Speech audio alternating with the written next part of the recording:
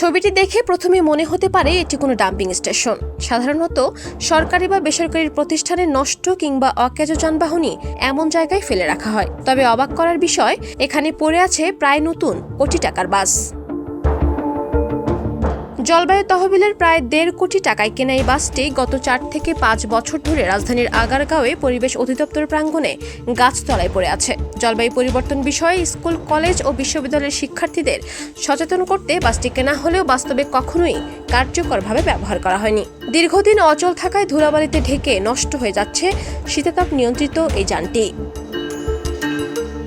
পরিবেশ অধিদপ্তরের একাধিক কর্মকর্তারা অবশ্য বলছেন, কোনো সুপরিকল্পনা ছাড়াই বাসটি কেনা হয়েছিল। প্রয়োজনীয় প্রস্তুতি, ব্যবস্থাপনা ও দক্ষতার অভাবেই এটি মাঠ পর্যায়ে কাজে লাগানো সম্ভব হয়নি। ফলে সচেতনতামূলক কার্যক্রমে ব্যবহারের পরিবর্তে বাসটি এখন অবহেলায় পড়ে আছে। 2020 সালের মার্চে বাংলাদেশ জলবায়ু পরিবর্তন ট্রাস্টের অর্থায়নে বাসটি কেনা হয়, যার নাম দেওয়া হয় জলবায়ু বাস। বাসটির ভেতরে বিভিন্ন আধুনিক যন্ত্রপাতি স্থাপনে আরও প্রায় 1 কোটি টাকা ব্যয় করা হয়। তবে কেনার আগে সংশ্লিষ্টদের মতামত নেওয়া হয়নি বলে অভিযোগ রয়েছে। এমনকি সংস্থার নিজস্ব জায়গা না থাকায় বাসটি রাখা হয় পরিবেশ অধিদপ্তরের প্রাঙ্গণে। ড্রাইভার, সহকারী ও জ্বালানি ব্যয়ের বিষয়গুলো পরিকল্পনায় না থাকায় তড়িঘড়ি করে কেনা এই প্রকল্পটি তার উদ্দেশ্য পূরণে ব্যর্থ হয়েছে। দীর্ঘদিন অব্যবহৃত থাকায় বাসটি নিয়ে অসন্তোষ প্রকাশ করেছেন পরিবেশ অধিদপ্তরের কর্মকর্তারা। কেন এই বাস কেনা হয়েছিল তা নিয়ে উঠছে নানা প্রশ্ন। আমাদের জলবায়ু পরিবর্তন ট্রাস্ট, আমাদের পরিবেশ মন্ত্রণালয়ের আওতায় আমাদের ক্লাইমেট চেঞ্জ ট্রাস্ট আছে না, যারা ক্লাইমেট চেঞ্জ ট্রাস্ট ফান্ডটা পরিচালনা করেন, সেই ক্লাইমেট চেঞ্জ ট্রাস্টের তো ওনারা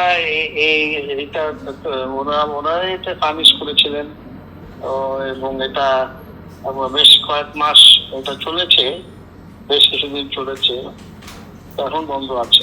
বেশ কয়েক বছর যাবত দেখছি আমাদের পরিবেশ অধিদপ্তরের ক্যাম্পাসে আছে।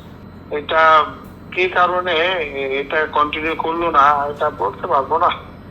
এটা আমাদের ক্লাইমেট চেঞ্জ ট্রাস্টে যারা আছেন তারা বলতে পারবেন, আর আমাদের মন্ত্রণালয়ের ক্লাইমেট চেঞ্জ উইং শাখা বলতে পারে।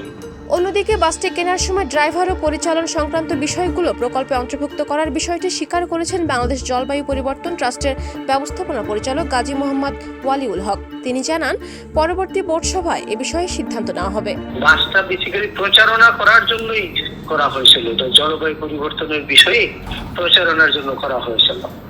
এইটা একটা প্রজেক্ট থেকে কেনা হয়েছে, তো ড্রাইভারও নাই। যে প্রশ্নটা করেছেন সেই প্রশ্ন যথাযথ, যেটা ড্রাইভারও রাখা হয় নাই এবং তেলের কি বলে এটা কোথেকে যাবে, কিভাবে কি হবে, এটাও চিন্তা ভাবনা করা হয় নাই। যাই হোক, এটা আবার মনে বোর্ডে উঠবে।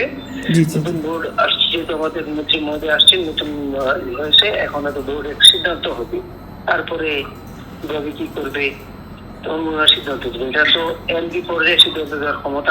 বাসটির ভেতরে রয়েছে 72 ইঞ্চির LED ডিজিটাল পর্দা, 3D ভিডিও সিস্টেম, ইন্টারনেট সুবিধা, ওয়াইফাই রাউটার। পরিকল্পনা অনুযায়ী বিভিন্ন শিক্ষা প্রতিষ্ঠানে গিয়ে শিক্ষার্থীদের জলবায়ু পরিবর্তনের বিরূপ প্রভাব সম্পর্কে ধারণা দেওয়ার কথা ছিল এই বাসের মাধ্যমে।